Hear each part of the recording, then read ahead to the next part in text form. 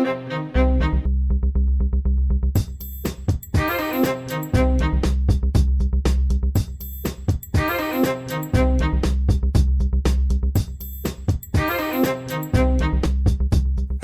everybody, and welcome back to Small Town Murder Express. Yay and choo-choo! Yay, indeed, Jimmy. Yay, indeed. My name is James Petrogallo. I'm here with my co-host. I'm Jimmy Wissman. Thank you so much for joining us today on another crazy, wild, insane edition of Small Town Murder Express, and we have that for you and more this week. It is crazy stuff. 10 pounds of murder in a 2-pound bag, as we like to say. Before we get started, though, definitely head over to shutupandgivememurder.com. Get your tickets for live shows, everybody. Also, merchandise, everything you could want is there, from skateboards to shower curtains. But you definitely got to get your tickets for Small Town Murder live shows. I think the Royal Oak show is finally gone. I think that's finally sold out. Yeah, so maybe not that one on the 30th. But after the summer, we will be September 18th in Milwaukee, September 19th, Minneapolis. Get your tickets right now. Then in October, on the 3rd, we're in Dallas. On the 16th, San Jose. 17th, Sacramento.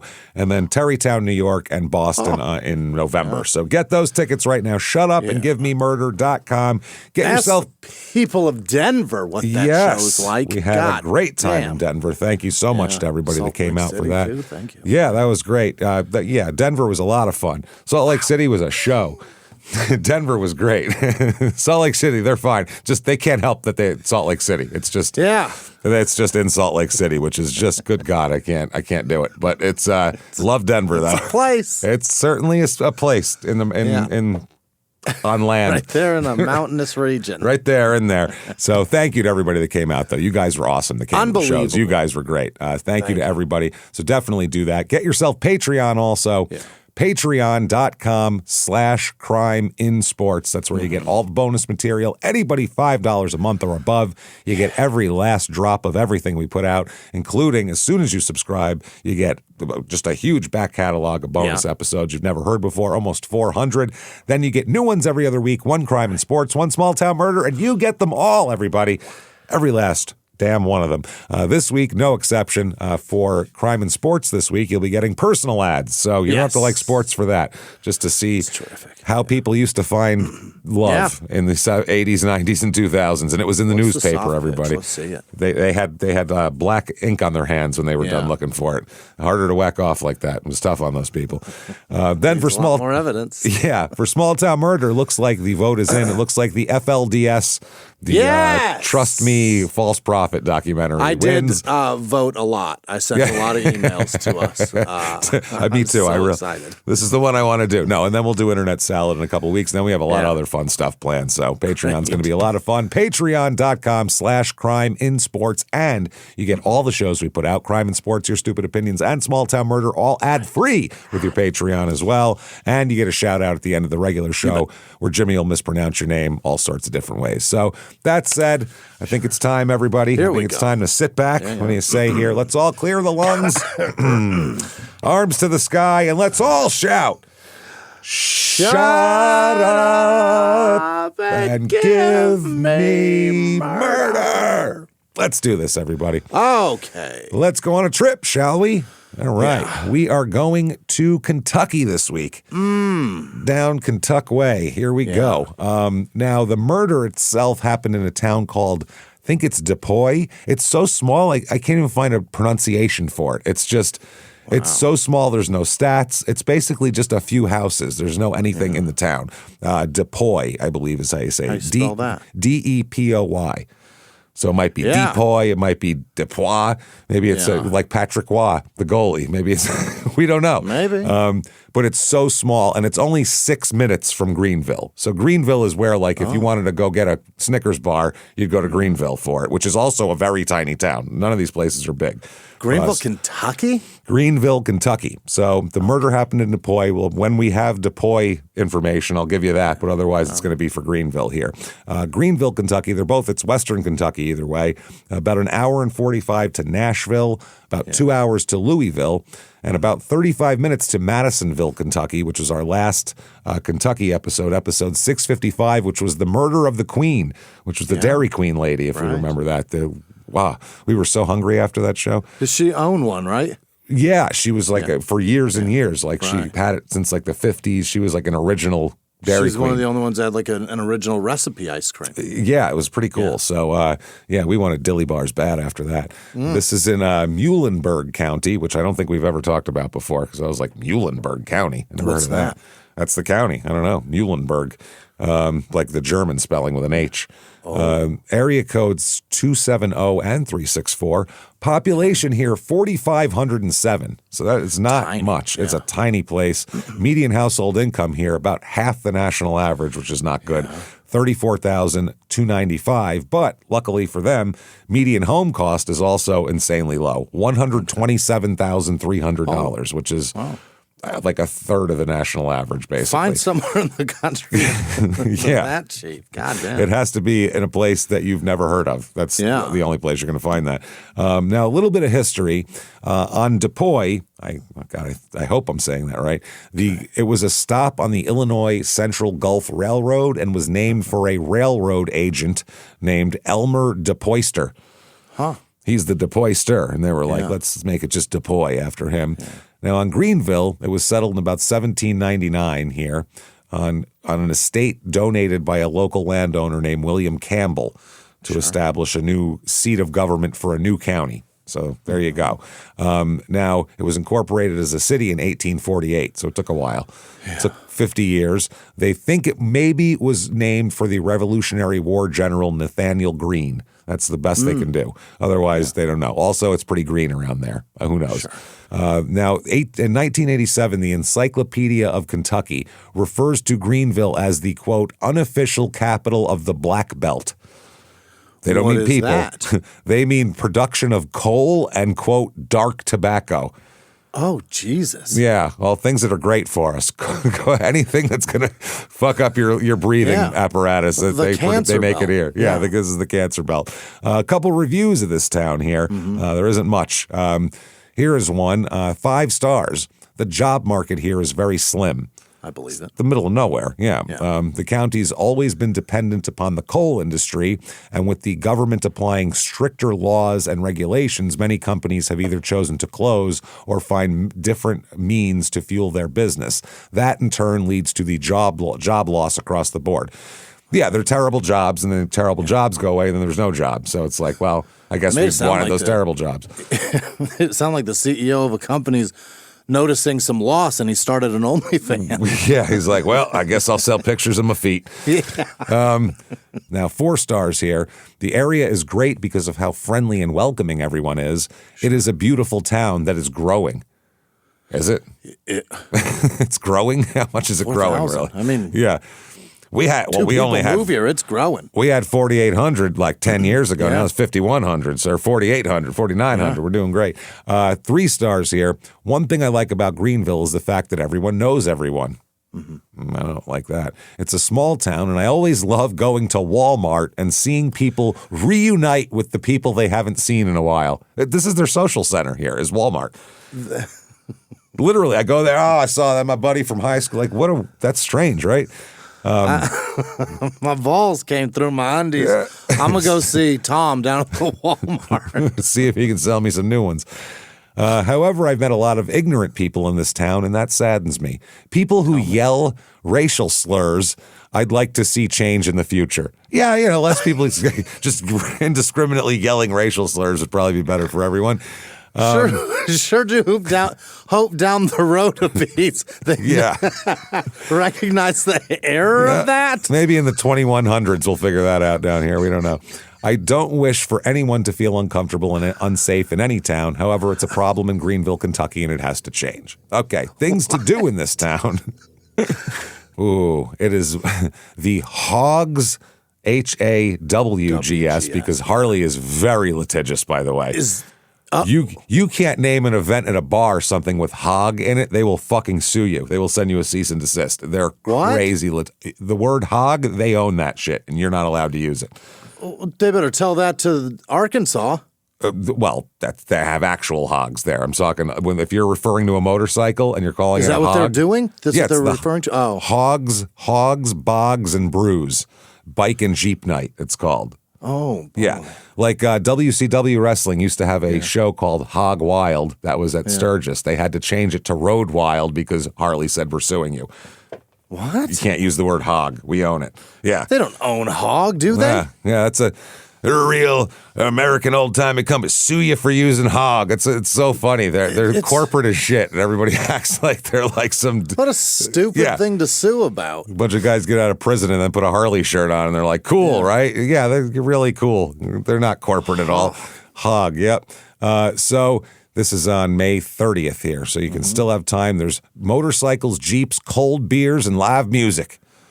That's everything there, I would say. Yeah. And then this next one, not a lot to do here, but I just like the name of it, the Squash and Gobble Arts and Crafts Festival. What is that? Squash and Gobble. I don't know. It looks like crafts. It's a bunch of crafts. What's the gobble about? I don't know. And Brian Wiggins and Swift Silver will be playing there, along with the local Honeys and Evan Galen. So, Galleon. So, there you go. That's it. This is not good.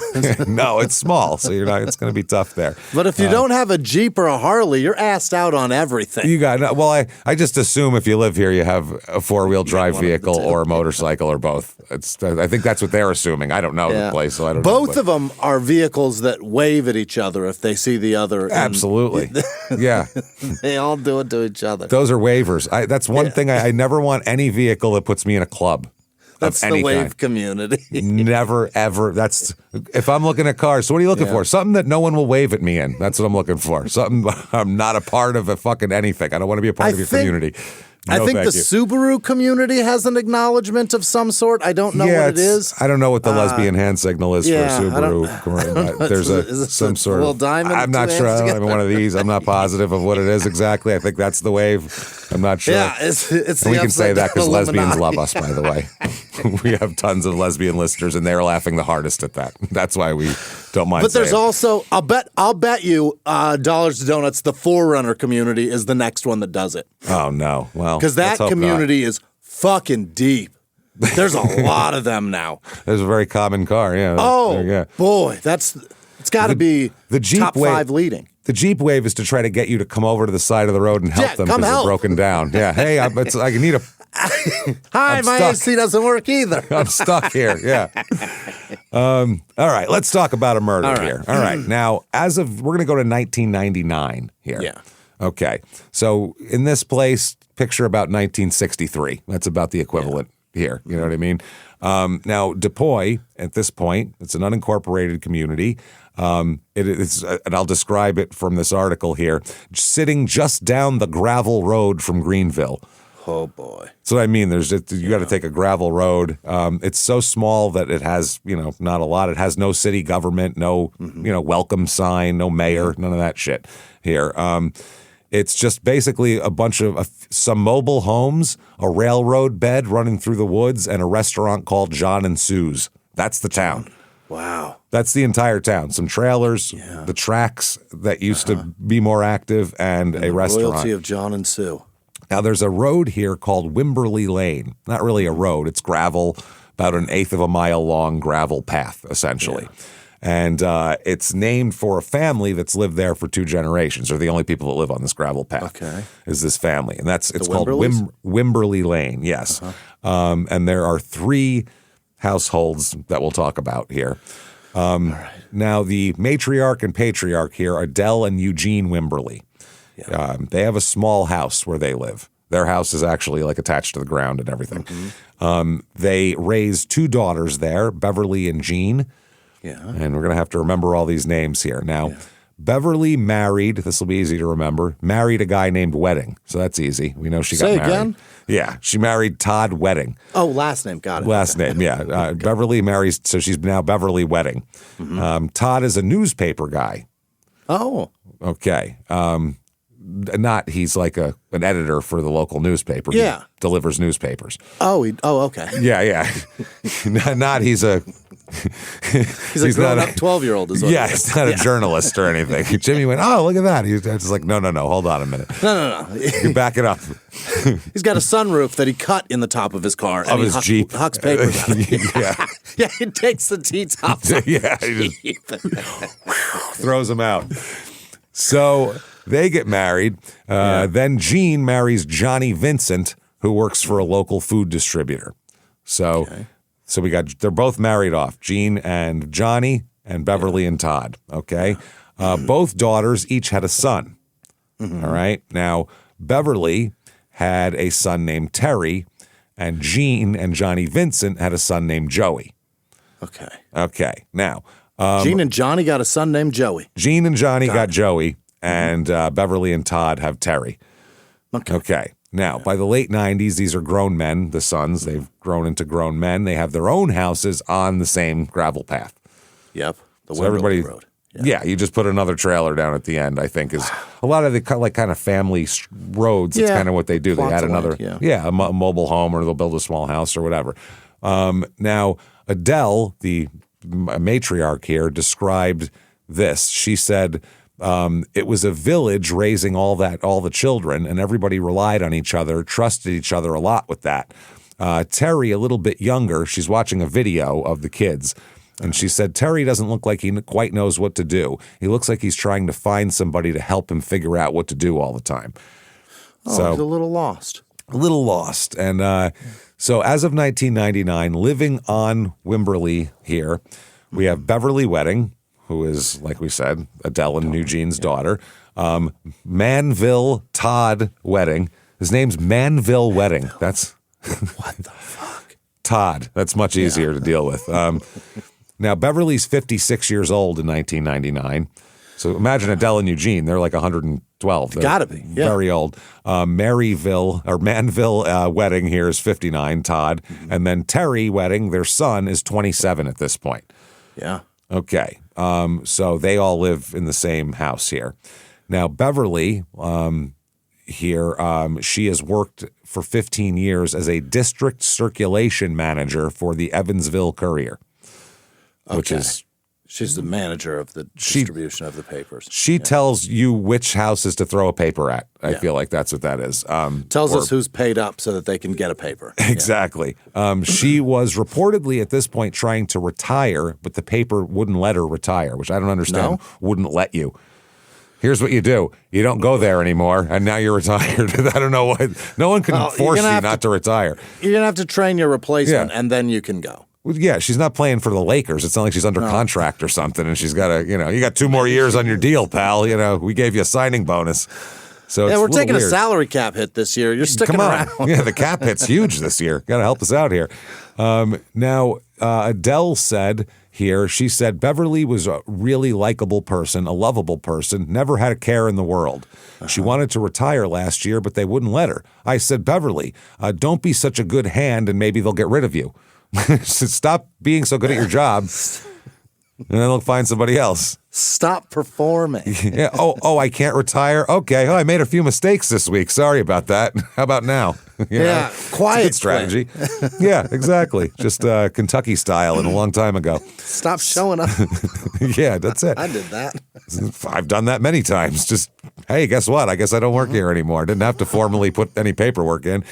So she is the family goofball, is how her family describes her, in a good way. She likes to, sing Christmas songs in a funny way and shit like that, and around Christmas and everything like that. Also very sentimental. She kept Terry's his first stuffed animal that she gave to him when he was a baby. She kept that in her bedroom. He's 27 now, so that's very sentimental. She's got his teddy. Yeah. Now she has been married to Todd for about 40 years. And he helped Beverly deliver the Sunday edition of the Evansville Courier. He's described as quiet and honorable. His older sister said, quote, Todd was my younger brother. There was only 2 of us. Everybody liked my brother. He's friendly, he's honorable, and just a very fine man. Honorable. Yeah. Honorable. Very honorable. Yeah, that paper is square on your porch every morning.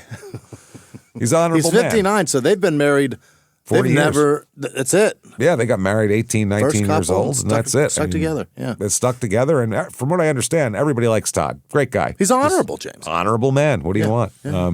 June 15th, 1999, Beverly called her younger sister's daughter, okay? All right. calls her niece, that would be. Yeah. Her niece, Amy, in tears, asking for a ride to the courthouse. Yeah. Okay. Now, Beverly had decided, Amy, by the way, is Joey's wife. Yeah. Gene and Johnny's son, Joey's wife. Okay. Yeah. So there you go. So her niece-in-law, I guess would be the best to say here, and asking for a ride to the courthouse. Because Beverly and Todd decided they had to take out a, quote, mental health warrant on their own son, Terry. Basically, they called for some help. Got to come pick him up in an ambulance and take him somewhere, basically. That's what they call that, huh? I guess. I never heard of a mental health warrant before. I've never heard of that either. But, I guess, I get what they're getting at, though. Yeah, they need help. He's not doing well. Yeah, Terry is born about 1971. He's the only, or 72, I mean. He's the only child of Todd and Beverly. Graduated high school at Madisonville North Hopkins High School and went to also Life Christian Academy in Madisonville. So by 1999, he's 27. He is described as this. He's a big guy. Oh. But relatives describe him having a very high-pitched voice. Oh, really? I love those guys. And they said basically his family said it was a feminine voice. He had a very feminine voice. Yeah. And it doesn't match his... Eric from the Howard Stern show. It's so weird. Funny. Yeah. It's strange. It doesn't match his frame at all. Yeah. It's just one of those things. He's like Mike Tyson you look at and you're like, oh my God, he's the scariest man ever. And you're like, oh my God, he talks like someone's little sister whose teeth haven't come in yet. Little lady. Yeah. He also took a lot of karate. Big into karate. His uncle said this, quote, he had kind of a feminine type of voice. He was a big guy, well built, and his voice certainly didn't fit his size. And I'm almost positive that's gotten him into trouble. He probably was bullied. Terry took karate, martial arts, probably for self-defense. I guess he got very good at it. Somebody would say it didn't. They didn't like the tone of his voice or something, and they would be sorry to say that later. Oh. So yeah, if you made fun of his voice, which probably was made fun of all through school. Yeah. It's like calling Marty McFly a chicken. He's just not having it. It's fighting words. That's the one. Yeah. His family described him as, quote, almost like an Incredible Hulk. His other uncle said they were very muscular. I don't know, it's just him. They were very muscular. Wow. Well, I guess he's very ahead of his time, I guess, this guy in Kentucky in 1998. About 40 years He's like, listen, I don't want to, he said they were very muscular. He sure was lifted weights, but he sure was built, almost like an Incredible Hulk. He's got some priors, 4th-degree assault charge in 1993, which was dismissed. Got cited for no insurance in 1996, but there's like, come on. 4th degree? Thinking about it? 4th degree, yeah, I think it's you go. You considered it? Person didn't like your breath, I think, is how it works there. Oh, what'd you have for lunch? Jesus, that's assault. Onions? Yeah. That's bad. Also, a guilty plea to improperly displaying registration tags in 1996, where he had he was really hit hard by the courts with a $67.50 fine. So he's had small, dumb shit that really maybe got in a fight in a bar, drove around with no insurance when he was in his early 20s. Who cares? He's a deer and turkey hunter. Mm-hmm. And he also, and I don't know how he did this in the middle of nowhere, but he sold knickknacks out of his parents' house. I don't know how you do that pre-Etsy, like in the middle of nowhere. Yeah. No one's driving by. It's a dead-end gravel road. I guess that's theft, isn't it? Because you don't have knickknacks. It's your mom's shit. He makes shit, I guess. Really? Yeah, goes to junkyards. He does all sorts of weird shit. Weird. He had at least one time we know he had a girlfriend at one point. So he's not a complete social, pariah or whatever. Yeah, he actually had somebody be able to be goodly enough to have sex with him. So that's nice. Yeah. By 1998, they're sorting out Terry's problems. They're figuring out that he's got some issues. Yeah. And doctors diagnose him with bipolar disorder. Oh, which is tough. Okay. And that makes more sense to everybody now because he has some swings and, he's happy for 3 days. He's depressed. He's got the typical kind of manic thing going on here. His mother, I guess, here came home crying, Beverly, and told the news to a relative. One of the family members said, Beverly came to my house, tears streaming down her face. And Beverly said, he has a chemical imbalance of the brain. Oh. Which makes it sound even worse. It sounds that sounds terrible, and that's that's what she probably said. What is that? And the doctor said it's a chemical imbalance of your brain, and then she just took that, and that makes sense, So Terry was prescribed lithium for his bipolar disorder, and that's usually they'd hit you with that when it was bad because lithium That's what I'm is saying. strong. That's an extreme one. That's really strong. Well, also in '98 when he got diagnosed, that's when there's a lot of new drugs coming out at that point that treated this and stuff like that. But lithium was still, I don't know if that got to Kentucky yet. You know what I mean? Got to the hills yet. Yeah, the Prozacs and such. I'm not sure. Yeah. So they still use it as a mood stabilizer. Lithium? Yeah. It's still in use. It's a very common thing. It's just it's a stronger effective. one. Yeah. But people don't like it because it makes them stop. They don't feel like themselves, is what they always say. And generally, they don't get the highs of the mania, and that's what they enjoy. That's the problem. And that's why a lot of bipolar people, known a lot of bipolar people and read a lot about this. A lot of bipolar people stop taking their medication because they miss the highs. They enjoy it? Being manic is fucking great. It's great. Spike? You're in your brain, it feels great.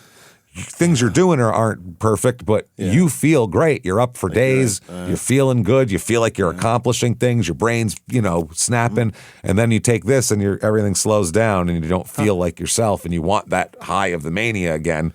That's why a lot of bipolar people will stop taking medications to get the manias back. They like the manic periods of it, which I guess makes sense. They feel like everything's clicking for them in there. I don't know. I don't know that I have that. I know that I don't have that. No, you're unipolar. You're just depressed. Yeah, I'm doing. Yeah, I got a baseline of bottom. Yeah, you're unipolar. But the medications that I was prescribed just numb, and you feel nothing. Yeah, that's it's the problem. So they don't awful. like that. I'm incapable of being like that. One thing bipolar people have is they feel things. They feel up, they feel down, and to go from that to feeling is hard for people sometimes. Yeah. So to have that just heart chart baseline that's no fun. Yeah, it's tough. Okay. Makes sense. And when you're manic, you feel invincible. So I mean, it's like you feel good. Now, by Christmas 1998, he's on his medication, and things are looking. It looks like a different person now. Now that his brain is slowed down and can process and everything. Working. Things are working. It's working how it's supposed to for him. Yeah. Then by early to mid-June 99, nobody knows why, he just stopped taking his medication. Couldn't do it anymore. And a lot of people also, if they feel good, they'll go, well, I don't need it anymore because I feel good now. Right. They don't realize that that's the reason they feel good. So it's tough. See the forest beyond the trees thing. Exactly. So Terry, he has a favorite cousin, and that's Joey. That is Gene and Johnny's kid. His kid, yeah. Joey Vincent. He's born September 30th, 1969. He's 29 years old in June of 99. And he's got a wife, and he's doing great. He's got a wife named Amy. She's 22. And so he's 29, 22.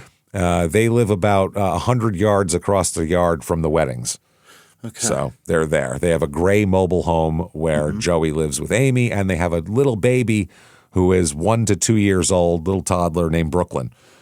So he's got to look at them and be like, what the fuck? Why can't I get it together? Yeah, Joey's only 2 years older than me, but yet he has a wife and a kid and his own place, and I live with my parents and don't have anything. And that's you do get jealous of same age cousins sometimes, I would think. I don't know.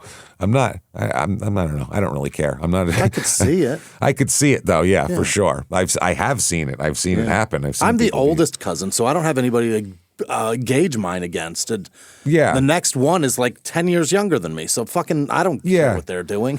I don't know. We tend to root for each other in my family. My cousin is 8 years older than me, and he works for us.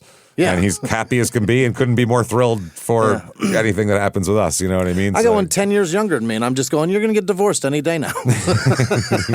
You're just thrusting your shit upon him. I like that. That's fun. Good luck, fucker. I know that's the voice in his head. That's great.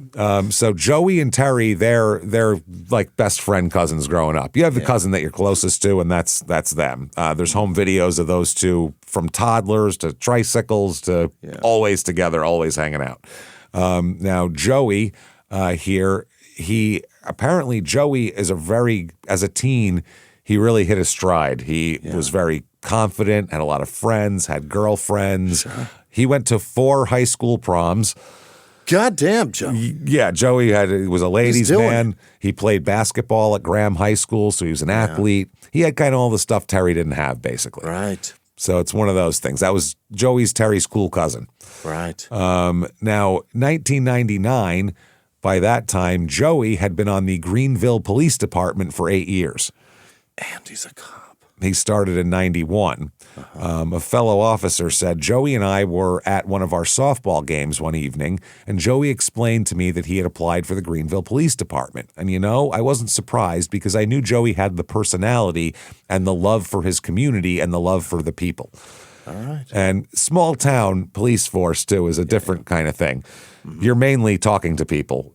Right. In that, you know what I mean? It's not there's not so much crime that you're just trying to catalog it. Yeah. It's mainly just, they're fighting again. Let's make sure they don't hit each other. It's kind of more of that thing when it's only 4,500 people. Let's go calm them down and give Pete a ride to his mom's house. Yep. I assume you're probably spending a lot of your times at the same trailers. You know what I mean? Yeah, them again. Okay. Mm-hmm. He's also a pastor, or the pastor, of the New Cypress Baptist Church in the community of Graham nearby. Awfully young fella. Yeah, he wanted to train as a chaplain as well. And a Greenville City Council member said he's laid back and easygoing and just gone back to full-time work from the baby being born and all that. He's very good at his job. We never had a minute's trouble with him. How about it? Joey's a good guy. A friend tells a story of asking Joey to officiate his wedding. Yeah. As well. After me and my wife became engaged, I asked Joey if he would care to officiate the wedding. At the time, he was joking about it, but he told me he said it would be an honor for him to do it. Did an exceptional job. I believe it. Yeah, why not? Everybody likes him, basically, in the whole community. Yeah, he's good at everything. Since everything. he was a kid. He actually, as we'll talk about it, he has to take Terry into custody at one point. Ooh. And then cries his eyes out afterwards because he didn't want to do that. And then he told his partner he'd do it again, though, because it was the right thing to do. Have to. That's keeping the community safe. That's the honorable thing to do. Type of guy he is. He's an honorable man, Jimmy. Yeah. Yep, that's right. He met his wife, Amy. This is a little odd here. A fellow officer. She's 7 years younger. And a fellow officer came to the house Joey said, this is a fellow officer talking. Joey came to the house one day and he said, and I quote, "I think I found the one." And I said, "Joey, what are you talking about?" And he said, "I'm in love. I found the person I'm going to marry." Oh, no. Don't say it. Okay. Well, Amy Hambrick was her maiden name here. They met in 1995, so 4 years earlier when she was 18 and he was 25. Okay. That's fine. He was on duty, and he was called to break up a party at The Hill, which is a hill in Depoy where the kids go to drink. It's the high school kids, yeah. Underage drinking. Well, just underage drinking. That's where they go, and that's where Amy was. That's how he met her. He was called to break up a party, and he didn't arrest her or write her a ticket. He let her off with a warning, and then a couple weeks later, he asked her out, which seems not completely honorable if you look at it like a little unethical, right? Put it this way: if they don't get married and live happily ever after, you go, "Ooh, that's not great." But if they get married and they live happily ever after, then it's fine, I guess, right? I don't know. I mean, then it's okay. It's not It's not like predatory because she's reciprocating and they have a baby. It's fine, I guess. It's still weird. Did take 2 years for him to make her pregnant, which is good. Well, I take that back. He took her 2 years to have the baby. They may. I don't know. Well, they met in 95 and they had a baby in 98. 97, right? It's 2 years old. Probably pregnant in 98, probably pregnant in 97. So 2 years. I think they got married in 96. So they got married in August of 96, as a matter of fact. So they only knew each other for a year. Yeah. Terry did not attend the wedding. Oh. No one really understood what he just had. Rift. Yeah. Basically, they kind of said he had social anxiety, but there's something there. One of the relatives said, "I do know that a lot of times socially, Terry had more anxieties, and he definitely preferred to be by himself or around smaller groups of people, probably just with his mom and dad." Yeah. He's a little more, not as outgoing as Joey Sure. here. Now, after the wedding, Joey and Amy decided to live on Adele and Eugene's land on Wimberley Lane because Joey wanted to be close to the family. So they put a mobile home in there directly across the road from Beverly and Todd and Terry.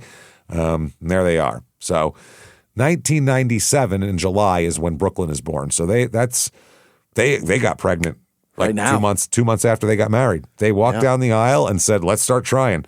Yeah. And there they are. So good for them. They had the daughter Brooklyn, and Beverly and Todd are always babysitting her, and they love her, and always playing with her and all that kind of thing.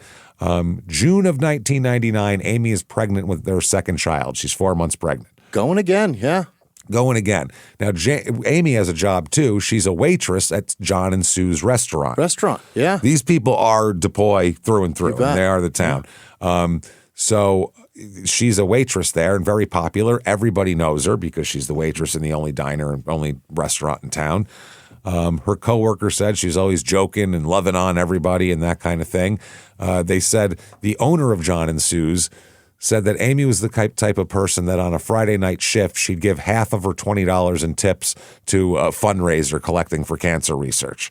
She'd take $10 home tonight. Yeah, and that's all she'd take home because she was just nice like that. So Terry, on the other hand, talked about Joey. Joey's thriving, wife, baby, another kid on the way, job, church. He's got all sorts of things. Terry, his uncle said, is a little bit of a loner. And when asked what Terry wanted to be when he grew up, his uncle said, I'm not aware that Terry really wanted to do anything. I don't think Terry wanted to grow up. He didn't. Yeah, that's what it is. He's still living at home. Mom and dad are providing for him. And one relative said, I thought it was strange that he was still at home at his age. I don't know if Beverly and Todd ever encouraged Terry to get out on his own or not. Yeah. I don't think he's capable of it because I think he's too unstable. I think they want to keep an eye on him, make sure he takes his medication and things like that. I thought it was odd. Mind your own fucking business. Yeah. Now, Joey started to get mad at Terry for how Terry treated his parents. Oh. Started to get pissed off that he was mean to his aunt and uncle here. Joey's aunt and uncle. Yeah. One of the relatives said Joey would get a little upset at the way Terry would treat his mother and father, Beverly and Todd. Terry wasn't showing them any respect. He was unpredictable. His behavior was erratic, and he could go from almost hot to cold, just like in the snap of a finger. Yeah. And Terry, you don't own this place. No, and he's off his medication. Still. Yeah. That's what happens. So and before they knew he was bipolar, they just called him weird all the time. They're just like, Terry's a fucking weirdo. Like, well, he's got some mental illness is the problem. But got an issue.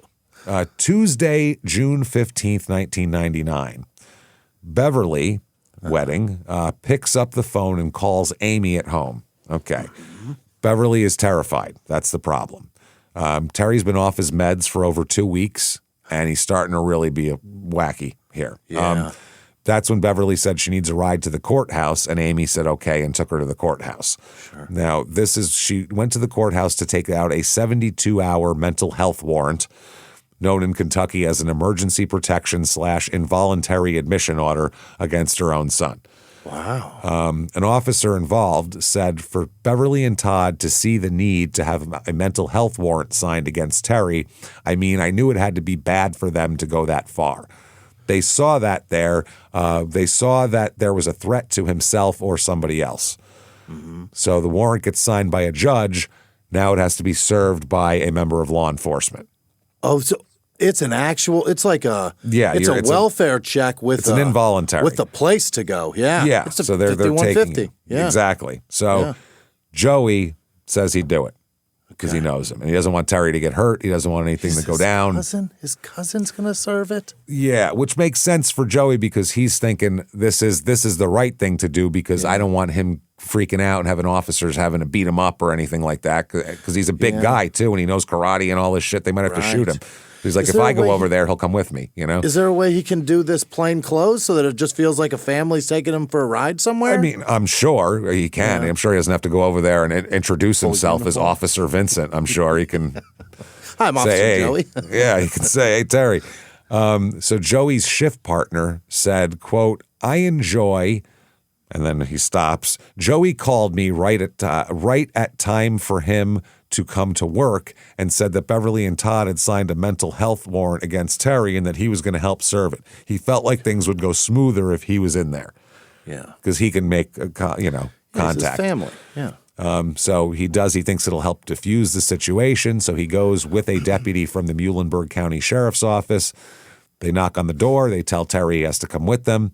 Yeah. The sheriff, Jerry Mayhew, said there was a small altercation. He resisted right away. But we have this with the mentally ill all the time. It's common, quite common. So even with his cousin there, resisted. Joey needed to physically restrain him and put him in handcuffs. He wouldn't come just voluntarily. He was going to just have him come with him, but they had to actually cuff him down and everything. Terry threatens Joey during the arrest, and he's freaking out. They said threats. The sheriff said during a mental health pickup, threats are the routine. They're not together, so they're just throwing out things. Yeah. You know what I mean? So they said that basically Joey had to chase Terry down. Terry tried to run.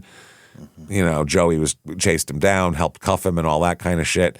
And Joey called his officer friend back that night and said that the guy said he called me back and he said it got quite physical, how Terry didn't want to go, but he needed it. Mm-hmm. Now Adele, grandma here, she said that I do know this is from somebody else talking about Adele. I do know that Adele and Joey's grandmother told me that he just stood in the yard and bawled, meaning Joey did. Mm-hmm. Like he just sobbed because he had to do that. So that's tough. So then they drove him to the grandfather? I guess, yeah. So they then drive him to the Western State Hospital in Hopkinsville. He's at the hospital from June 15th to June 23rd. Dang. Now, you can only hold him for 72 hours. After 72 hours, the patient is entitled to a hearing to determine whether they should be held longer. Now, Terry was completely pissed off the entire time he was in there, mad at his parents. He refused to see anybody. His family tried to see him. He wouldn't see anybody. Grandma Adele said Terry was angry all the time. He was up there at Western State, and he didn't want to see any of the family. Yeah. So he gets a hearing. Adele doesn't attend. Now, the hospital determines that he's no longer meets the legal threshold of imminent danger to himself or others. Okay. So they had to let him go. So they let him go after a week there. So now Wednesday, June 23rd, 1999, Terry's brought home to his parents' house who he's pissed off at. Right. And Joey's across the street, and he's not real thrilled with him either. Sure. So Joey shows up at work June 24th, and his shift partner asks him how it went, basically, Terry coming home and everything. He said, I asked him, I said, well, do you think he's made any progress? And Joey's exact words was, he seems a little bit frustrated. I said, how do you feel knowing that you were a part of serving this warrant? And he said, I'd do it again. Okay. But then he said, but Amy's concerned. She was scared that something was going to happen. She's scared of Terry. So Amy's like, well, I don't want to be home, and he's across the street, and he's mad at us and all that. So that day, the 24th of June, Amy is worried. She shows up unannounced at a friend's house and sits down. And her friend said, I was at my house and Amy came in that night. She said, I want to come see you because I'm not going to live much longer. Wow. She said, we're not going to live much longer, and this is probably going to be the last time I see you, and I just want to sit here and have some coffee and tell you I love you. What's that about? That is crazy. I'd be like 50 her. I was going to say, do you have postpartum or something like this? She seems like she needs a hold. Let's go to the courthouse and get that warrant. That sounds sad. Like, are you going to hurt yourself or others? Right. Someone else going to hurt you? They said she never said specifically her concerns regarding Terry, but Amy was scared to be by herself. She felt like somebody was watching her, and that was Amy's conversation. That's when she came. That was why she came to see me. She felt like she was being watched, and she was just uncomfortable. Now, around that same time, Amy's telling coworkers at the restaurant that she's afraid of Terry because Terry's mad at Joey, basically, and he's right across the street. Yeah. The owner of the restaurant said, though, that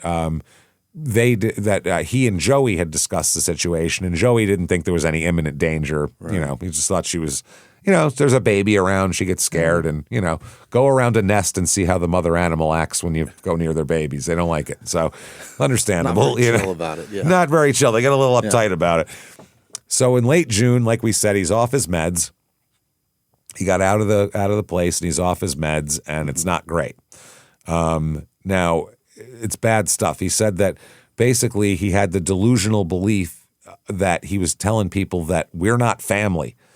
Like he had this belief that like these weren't this wasn't his family anymore, and like they've been replaced by pod people or some shit. Like he was spinning out. Is what it was. Really having a tough time here. Basically, like this is like a psychotic mania. Like he's just out of it. Good. So Sunday, June 27th, 1999 at 6:15 a.m. Mm-hmm. Okay. Joey, Officer Pastor Joey here. Sure. He is taking Brooklyn to the hospital. Okay. She's been sick all night, so they're taking her to the hospital here. He's carrying the kid out to the family car so Amy can drive her to the emergency room because he has to work. So Amy's going to drive her to the emergency room, and he's going to then go to work, I believe. Fair. She's been sick all night, the baby. Now, they said, well, they should be home by lunch. It won't be that busy at the ER. It's fine. It's a Thursday morning. And there you go. Now, Terry is across the street, and Joey's walks out the front door of his trailer. Terry here is sitting in his kitchen window about 100 yards away watching. Mm-hmm. Okay. And he's watching for Joey. Okay. He's pissed off for Joey. And he has a high-powered deer hunting rifle in his hand. Yeah. And he's very good at shooting. Oh. One thing, he's a hunter. And that's what he does. Yeah, turkeys and shit, doesn't he? Yeah, turkeys and deer. Yep. Yeah. So when Joey comes out from 100 yards away, Terry shoots Joey through the window. Wow. Shoots him and drops him. Hits him. Joey collapses next to the car. Oh, fuck. Amy comes running out of the house toward the car when she hears this and sees this and jumps into the car. And we'll talk about this here. A 911 call comes in at this point. Okay. It's pretty quiet this day. It's a summer day and, not a busy day here. What is it, a Sunday? I believe it's a Sunday today. So 29th? Easy day. Mainly like welfare checks and shit like that they're getting calls for, but they get a call saying there's shots fired on Wimberley Lane. So Derek Hembrick here is Amy's brother. He was staying overnight with Joey and Amy that night because Brooklyn was sick and they needed help. Yeah. He heard the gunshots, looked outside, saw Terry, and saw he had a big long gun and he was walking toward them after he heard the shot. So he called 911. Now the police arrive and the state troopers, they cut off the lane, they converge on it, close it down. And the chiefs or assistant chief said, I saw Joey lying between the door and the car with the car door forward, and I ran to Joey to check a pulse on him and didn't find one. I knew in my heart he was gone. He said, then I got inside the car and checked on Amy. She was leaning across her arm was leaned on the console, kind of like she was trying to start to be, but she didn't have a pulse either. No. Been shot either. Now, the main question is, what do you think? What do you mean, what do I think? Where's the baby? baby? The fuck is, and that. I was going to say, where's the fuck is where's the 1-year-old? Terry, too. They're looking to, victims here. Where's the 1-year-old? She's not in the car. No. So Derek, the brother, runs out and tells the cops he's got her. Terry came over. He took the baby? Shot Amy in the car and then took the fucking baby and took off. He's gone with the baby. Oh, my God. So he said he shot Joey through the window, and then he walked to the car and shot Amy. Then he took Brooklyn. Then he went back to the house. Oh, Jesus. Just picked her up and fucking walked away. Yeah. So this is terrifying. They're like, holy fuck, this is crazy. They killed a cop, his wife, and then stole the baby. This is insane. And her unborn. And well, yeah, the unborn child too. But I'm more worried about the fucking the one that's alive and viable. actually a person at this point. Yeah, has a name, has a name and a social security number. Yeah, get me some paperwork on that, and we'll worry about we'll worry about that one later. But this one is it's alive and missing at this point. This poor child. So at this point, they barricaded everything. They know where he is. He's in his house. And he has possession of a 1-year-old, and they don't know if the 1-year-old's okay. So the state police start arriving in bunches here. I mean, this is a big deal, huge big deal. They said that they said, quote, probably one of the scariest parts of my life was there wasn't a whole lot of cover between where me and the other officers were and the house. We didn't know which window he'd shot Joey through, so we ended up taking cover until the state police got there. Yeah, we're just sitting out here and we have no idea what advantage he has on us. Yeah. Or turkeys, for this matter. Yeah. One of them said they had guns drawn because we didn't know exactly what kind of weapons Terry had. So, yes, they were prepared if he decided to shoot at them to shoot back. Then one said, I was concerned that Terry might try to use Brooklyn as a hostage. I mean, he had just killed her parents and taken her in the house with him, and we have no idea what he will or won't do at that point. Yeah, what the fuck other reason would he have to have her? It's crazy. So it's 7:20 in the morning, and this is going on. At one point, not very long after this, I mean, under an hour, Terry just comes out. What? He comes out of the house, and he's holding Brooklyn. Okay. Holding the baby. They don't tell him. The officers just, everybody pauses because he's got a baby. So they're like, oh, shit, he could do anything at this point. Right. So until they get him to put the kid down, they're not going to rush him or do anything. Look, one cop said, I didn't tell him that he was going to be arrested. I just told him that we needed to talk to him. And so he walked out the front door and stands there for a second with the baby and then just puts the baby down. And surrenders without any resistance, but he does ask for a cigarette. Yeah. So I'd like a cigarette, please. I would also, Turns out, the cop said, biggest concern when he came out of the house is that Brooklyn was in the line of fire. When he came out, he actually placed Brooklyn down and he surrendered. I went straight for Brooklyn. I wrapped her up in a raincoat and actually took her to the ambulance. And just the sense of relief to see that she was okay. And for a brief moment, then reality hit you again. Turns out he gave the baby snacks, gave her some ice cream and a banana. He took her in the house, just started babysitting. Yeah. And put the cartoons on and put banana. Here's a banana and some ice cream. Just like nothing happened. It was weird as shit. They said then the chief, when he gets inside, Chief Darren Harvey of Greenville, said when we moved the portable fireplace, that's where the weapons were. And we found the combat rounds were set up in every room. He had it set up to... He was ready to use this as his... Yeah. He was going to go down. This was going to be his Alamo. Basically it. They said combat rounds are where you set up 2 bullets or ammo side by side where you can pick them up and load them quickly, and then you have them in every room so you don't ever run out. You can fire, walk by, grab it, and put that in. He was prepared for basically war. With a bolt action? I guess so. If you have cover and you're a good shot. Yeah. And why not? So the other question is, where the fuck are Todd and Beverly? Yeah, where are they at? His parents? They enter the house. They don't find Todd. They don't find Beverly. They find all these, weapons and they find ammo positioned everywhere. And the vehicle, which is a Dodge Intrepid, they find that outside. It has a wet interior. Like someone tried to hose out the interior of the car. It's all wet. So that's very strange. And the phone at the parents' house kept ringing while they're processing all this. Yeah. So the officer who was answering the phone said it was crazy because they have 2 dead people, including a cop and a pregnant woman. They have a cop and a pregnant woman, a baby that was just held hostage, this guy who was planning a shootout with the cops. And the phone is ringing every 5 minutes because people are pissed off their paper hasn't come this morning. So they're calling Beverly to bitch about it. Don't worry. Tomorrow's paper will have the reason why. You're going to find out a whole lot tomorrow. Don't you worry about that shit. Because they delivered the paper early in the morning. And it's Sunday. You don't get your Sunday paper, you're pissed. Oh, the fat one, yeah. Yeah, the people were calling and saying they hadn't gotten it yet. So they were like, where the fuck are Beverly and Todd? Yeah. They go 5 a.m. to do this. They've been doing it for 15 years. And they said at that point, we realized we now had 2 missing people also. Right. Because they're nowhere to be found. So they sit Todd down at 11 o'clock in the morning for about 15 to 20 minutes. Yeah. He does not sign the waiver relinquishing his rights, but he does agree to talk without a lawyer, but he won't sign anything. Okay.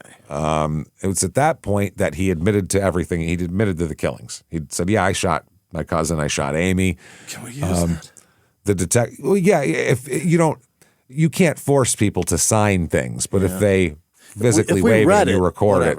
Yeah, if we read it to you and you did it, I mean, there's workarounds there, especially in rural Kentucky in 1999. It might be a little more, precise now. The point is just do you have to establish that they know it or that they heard it? I don't know. Yeah, exactly. That they understand and they were told it is essentially all it is. Now, the police officer said he was cooperative. He was not upset. Okay. He said he was very kind of matter of fact. Then the second interrogation, they talked to him more at about 4:30, and he detailed the sequence of how everything happened. Mm-hmm. And so the cop says, quote, he went through how he killed his mom and dad and then how he killed the Vincents. Uh-oh. Yeah. He said when we talked about his mother, his voice would break and he cried on and off. Oh, I felt bad about that one. Yeah. They said the rights thing, by the way, they said, first of all, you understand what your rights are and you're in agreement with, you still talk to me, right? And he said, yes. And they said, Terry, we need to find your mom and dad. They said he didn't say much about that in the beginning. And I said, Terry, where's your mom and dad? So he begins to tell me that his mom and dad, they were at what he called a wildlife refuge. Okay. And they're not the place where he hunts and he left them out there. Yep. And they're not just like taking in the animals and taking pictures and shit. They're there. Quote, they're not looking at whatever fowl is there this year. No. They're like, the new turkey babies. They're so cute. He had beat his father with a baseball bat and he had shot his mother in the head with a 10 gauge while she was sitting in the truck. That's why he feels bad. That's why he feels bad. Yeah. And then he shot Joey because he said, fuck it, if I already killed them. Yeah. Now I'm going to kill Joey because I'm pissed off at him. And fucking Amy tried to get in the car to drive away and he shot her in the goddamn car. That's crazy. That's fucking ridiculous. A trooper in the room steps out of the room to dispatch a search team to the wetland area that they described. And 15 feet off the road in standing water, a state trooper finds Beverly Wedding's body. Oh, boy. 12 feet from her is Todd as well. They're both obviously pronounced dead at the scene. Terry just talks about it with they said a surreal calm, just completely calm. The cop said he told me that he took his father out to the cemetery. He said that I beat him with the baseball bat. And he had asked his dad to take him out to the cemetery to see his grandmother or something. Yeah. He wanted to go see family. Yeah. So Todd said, all right, fine, goddamn, I'll take you out to the fucking cemetery. And he was just taking him out there for this. Yeah. Then they said, how many times did you hit him with the bat? And they said, so after you put your dad in the cemetery, did you go home and get your mother then? And he said, yes. Wow. And they said, were you in the truck when you shot your mom? And he said, quote, she never saw what you were going to do. And he said, no. So Terry had said, quote, Joey first. Now I was watching for him. That's when I put it on. And I sat there and she said she was sorry. She said, don't you hear me? And I put Brooklyn behind the car and I shot her twice. Oh, so boy. Amy was in the car saying, whatever it is, I'm sorry. And he said he calmly went and put Brooklyn behind the car, came back and shot her, which is cold-blooded as fuck. Jesus Christ. When they said, were you angry that Joey helped? Were you mad at Joey? And he said, he said no.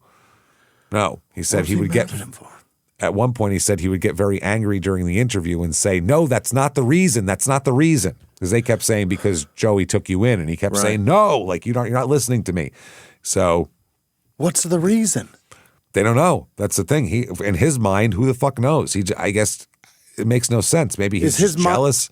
I don't know. In his mind, he's articulated what the reason is, but nobody can gather what the fuck he's saying. But the way they look at it is these are the four people who were involved in committing him last time. Yeah. It was Todd helped Joey chase Terry down. Oh. Beverly was the one who called and Amy was the one who drove her to the courthouse. Those four people are the cabal against him is the way he's looking at it. Mm-hmm. So they said Terry was very angry that he had to go to Western State. Joey was one of the officers who had chased him down because he ran, and his father helped chase him down. Amy and the mom went to the county's attorney's office to get the warrant, so he was upset with the whole bunch. It was just a big revenge plot, essentially, here. So they said that by the way, he didn't know Amy was pregnant either. They hadn't even told him. They hadn't told the people yet about it. So it was still, I think, maybe 3 months. So they hadn't told anybody yet. So he didn't know. So they didn't, and they didn't find out until they did the autopsy, essentially. Wow. So apparently on Saturday, June 26th, Terry had approached his father and said he wanted to drive over to a nearby cemetery to visit his grandmother's grave. So Todd agrees. They get out and go in there. Terry stayed home. Terry had an aluminum baseball bat already put in the car ahead of time that Todd didn't know about. It's isolated. He attacked him with the bat. He then dumped Terry's body in the wetland, and, that was it. He said he'd been hit. Terry told us he hit his father with a baseball bat, and he shot his mother in the head with the 10 gauge while she sat in the truck. Then he drove back to Wimberley Lane and got Beverly. He tells his mother that she needs to come with him. That's basically said, you got to come with me. You got to come with me. So they said that Beverly was already in her Dodge pickup when Terry approached. He shot his mother while she sat there, and then took her to the preserve and threw her in the wetland and threw her in the water as well. And that was right. So, yeah, he drove at least one of the family vehicles, the Dodge Intrepid, back to the property and washed it out because he had shot his mother in there. He stole about $1,200 in cash from his mother's belongings inside the house, set up all these rounds throughout the house, and concealed firearms behind a portable fireplace, and stashed an additional weapon in the trunk of a Geo Prism parked at the house, which I bet you haven't heard of that in a while. In 97, that was a useful vehicle. That was it's got a hatchback on that bad boy. He said he just shot him through the parents' kitchen, and from his confession, he said, quote, I sat there. This is about Amy. She said she was sorry. I said, don't you hear me? And I put Brooklyn behind the car and I shot twice. So that's fucking rough. He said, I waited for the cops. They broke me through. He said, I gave her a banana. I gave her some ice cream. She was crying.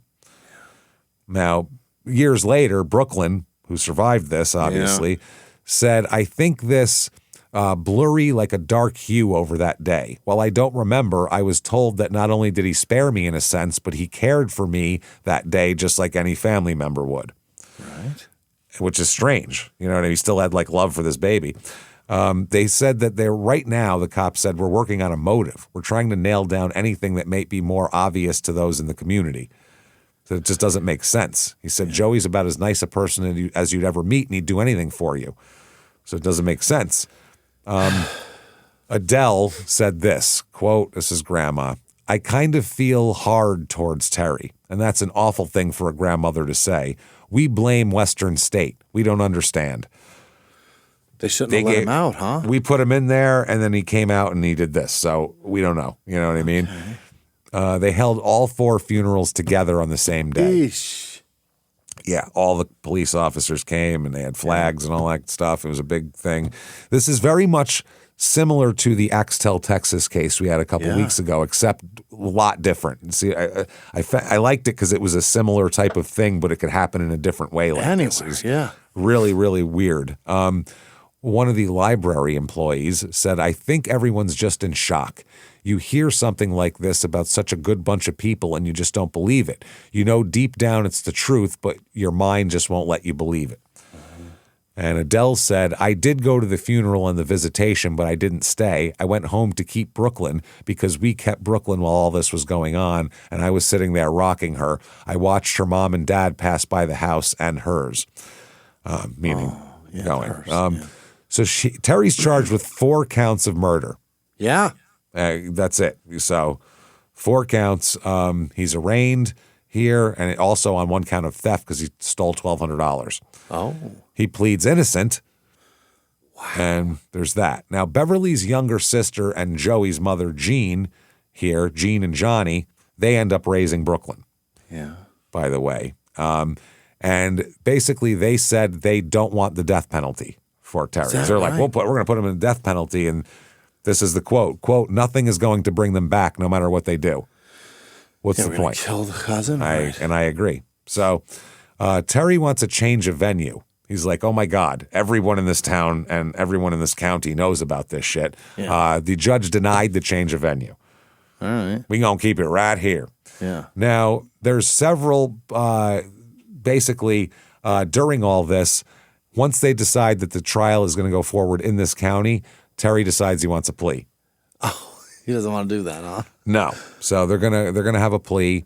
They have several mental health people look him over, and pretty much everybody said the same exact thing. Defense people, prosecution people. He's got bipolar. He's had 2 prior involuntary hospitalizations. Oh. The defense one said he's not criminally responsible, but as we know, it's a real thin line of what that is in court. Yeah. So basically, they all said, yeah, he's nuts, but he's doesn't know where he is nuts type of thing. Doesn't not understand the consequences of his actions type of deal. But they all say bipolar 1 disorder, psychotic features. That's what they all get. So he pleads guilty but mentally ill, which is distinct from not guilty by reason of insanity here. Is it? Yeah, because this is a finding of guilt with full criminal liability plus a court determination that he's suffering a mental illness as well. Okay. So there you go. He pleads guilty but mentally ill to 4 counts of murder. And the Commonwealth withdraws its death penalty notice. And basically in 1999 in Kentucky, they said insanity defenses succeed at a national rate of well under 1%. Yeah, you got to be. Think about how very many. wary of using that. Think about how many batshit crazy people they are. Yeah. It's way more than less than 1%. It's just people want vengeance, and I get it, but it's also not really. Words have definitions, and mentally ill. If they're mentally ill, they're mentally ill. So what are we talking about at the same time? Mentally ill people also get a bad rap because there are lots of people that are just fine, and they utilize that fucking defense because they just don't want the harsh penalty. Oh yeah, and that's what you gotta parse out between what's what. And that's the problem. Yep. So basically, here it comes down to sentencing. You, sir, may fuck off life without parole on each of the 4 counts. Oh boy. And then they also add in the theft count too. He's never getting out. Never getting out. No. Wow. After the hearing, one of the officials here said he's a very sad and emotional young man. He's lost so many members of his family that he loved. That's he what his sacrificed defense. So many. I mean, he shot them all. Yeah. Now his uncle William Wedding, which is Todd's brother, said he doesn't buy it, and he doesn't buy the defense that he killed him because of mental illness either. He says that's just something for Terry to grab onto. He said that, and this guy's wife. Oh, he also said that Terry had threatened to, quote, get him in March of '98. So he said he threatened me too. Okay. And his wife said, quote, this is his aunt, quote, he's just mean. He had the best parents anyone could ask for. He's just mean, is what they said. Yeah, but then he also said, if my brother could speak from the grave, I'm sure he'd say Terry didn't mean it. Don't do nothing to him. Yeah. So, yeah. You can't have both ways. No. Brooklyn said that, she was very thankful that he didn't kill her. She watched old footage on a documentary and said, that's always such a weird clip for me to watch because you want to look at them and go, oh, yeah, that's just Cousin Terry. But instead you look at it and almost feel sick to your stomach. Yeah. He goes for some appeals, ineffective assistance of counsel, not getting the appeal, the failure to appeal the venue denial, which they probably should have also, some statutory shit, but it's affirmed. He's staying in there. And she said, this is Brooklyn saying, quote, I was born in July of '97 to 2 really excited parents. They were constantly doting over me. They were constantly playing with me. I think surprising themselves with how much they could love a little human. Yeah. And she said this, if I could talk to Joey now, this is her father, I would say, I miss you. I hope I'm doing well. I hope I'm trying to help. And we're okay. And thanks for the memories. Yeah. So Terry here, incarcerated. He basically, they said he's been stable and on medication since they arrested him. He's been fine. They're not going to let him not take his shit. Yeah. But he's expressed remorse, saying that once he got put on medication, he, quote, realized what he had done at that point. Oh, boy. And he was like, oh, fuck. They said Terry reportedly realized what he had done and immediately accepted responsibility. The trailer's gone on Wimberley Lane, Joey and Amy's trailer. So Everything else is still standing. It's crazy, man. Greenville Police Department had not had another officer killed in the line of duty since then. That's the first time. Really? And he wasn't even in the line of duty. He was taking his kid to the hospital. So there was a documentary called A Wedding and Four Funerals, Investigation Discovery. That was this was an investigation discovery episode of American Monster titled A Wedding and Four Funerals here, which isn't a bad title. That's pretty good. So there you go. There is Greenville, Depoy, whatever, Kentucky. That shit is crazy. Sad.